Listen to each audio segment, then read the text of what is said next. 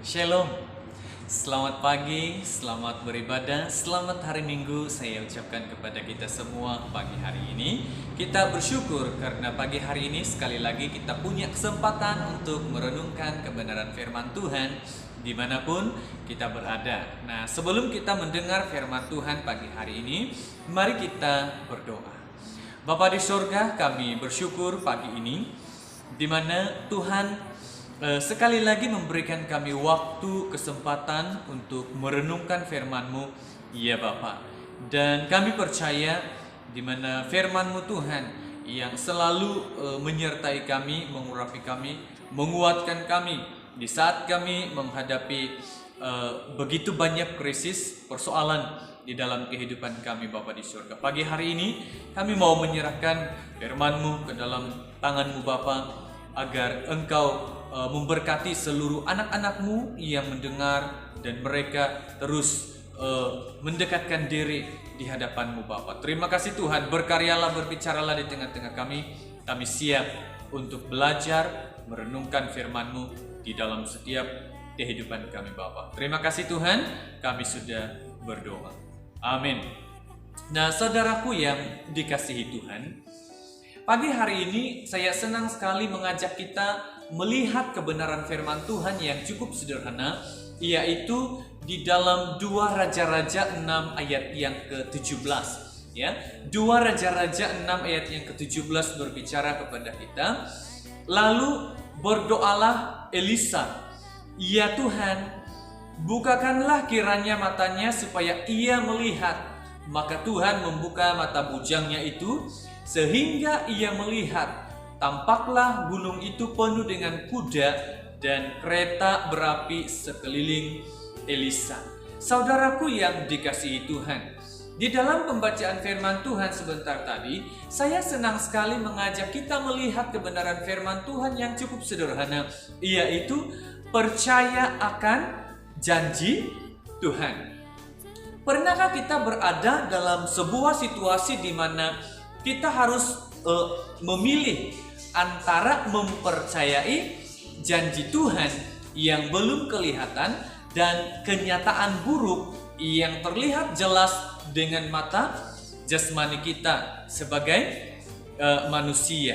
Nah, situasi dalam firman Tuhan ini di mana apa yang dialami oleh bujangnya Elisa, ya, di mana matanya hanya melihat bahwa dia dan Elisa dikepung oleh tentara Aram, ya.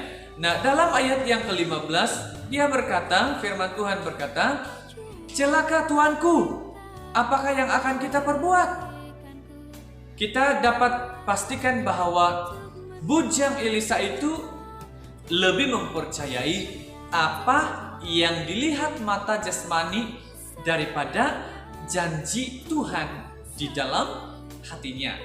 Di sisi lain, Elisa juga di situ bersama dengan bujangnya. Nyawa Elisa pun terancam seperti halnya sama seperti bujangnya. Namun, Elisa lebih mempercayai janji Tuhan yang ada di dalam hatinya, yang belum kelihatan dibandingkan mempercayai yang dilihat mata jasmaninya. Di dalam ayat yang ke-16 firman Tuhan berkata kepada kita pernyataan iman Elisa. Ya, firman Tuhan berkata, "Jangan takut, sebab lebih banyak yang menyertai kita daripada yang menyertai mereka." Sungguh hebat, ya, iman percaya Elisa. Nah, saudaraku yang dikasihi Tuhan, bagaimana dengan kita, ya? Mana yang lebih kita percaya?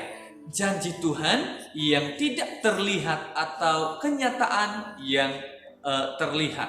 Nah, kalau kita perhatikan firman Tuhan ini, Elisa dan bujangnya ada di dalam satu keadaan yang sama, tetapi mereka mempercayai dua hal yang berbeza, sehingga menghasilkan dua respon yang berbeda.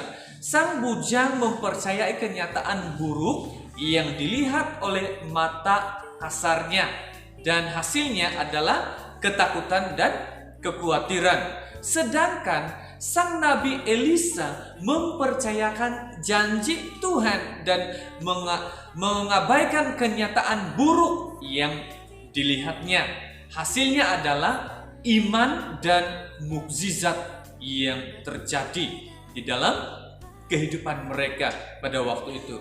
Kita mengerti bahwa situasi yang terjadi di dalam hidup kita tidak selalu indah.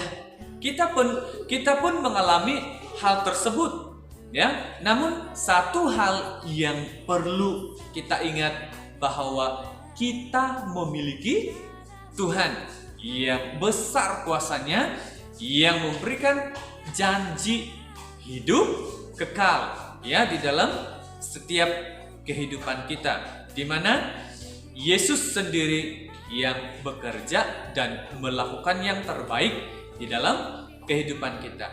Jika kita percaya kepada janji Tuhan, justru di tengah hujan badai sekalipun kita dapat melihat pelangi yang indah. Di tengah kesesakan kita dapat melihat mukjizat Tuhan dinyatakan di dalam kehidupan kita. Seperti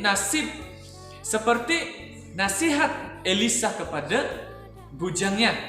Dia berkata, "Jangan takut, ya, karena yang menyertai kita lebih besar dari masalah yang kita hadapi. Peganglah janji Tuhan dan ucapkanlah firman Tuhan dalam hidup kita, bukan ketakutan kita." Jadi firman Tuhan berbicara kepada kita bahwa percaya akan janji Tuhan. Tuhan akan melakukan yang terbaik, menjaga, memelihara kita. Seperti saat ini kita berhadapan dengan COVID-19, pandemik COVID-19. Kita semua terjejas, kehidupan kita semua terjejas, pekerjaan kita semua terjejas, malah ada yang kehilangan pekerjaan. Tetapi Tuhan tidak pernah meninggalkan kita. Dia selalu menyertai kita, mengurapi kita. Jadi firman Tuhan mengajar kita untuk terus percaya bahwa janji Tuhan itu ya dan amin. Haleluya. Firman Tuhan hanya sampai di sini. Tuhan memberkati. Mari kita berdoa. Bapa, terima kasih. Kami bersyukur pagi hari ini di mana Engkau selalu memberikan janji-janji-Mu yang baik, yang benar, dan Engkau selalu menepati janji-Mu di dalam setiap kehidupan kami, Bapa. Terima kasih Tuhan. Terima kasih Yesus, karena kasih, kemurahan-Mu, kuasa-Mu Tuhan yang selalu memberkati kami, yang selalu mengurapi kami. Terima kasih firman-Mu yang sudah berbicara sebentar tadi. Kiranya firman Tuhan itu terus memberkati anak-anak-Mu yang mendengar, seluruh jemaat-Mu yang mendengar, dimanapun mereka berada saat pagi hari ini. Kami percaya berkat-Mu Tuhan yang mengalir di dalam setiap kehidupan mereka. Terima kasih Tuhan. Terima kasih Yesus. Kami sudah berdoa bersyukur di hadapan-Mu. Amin.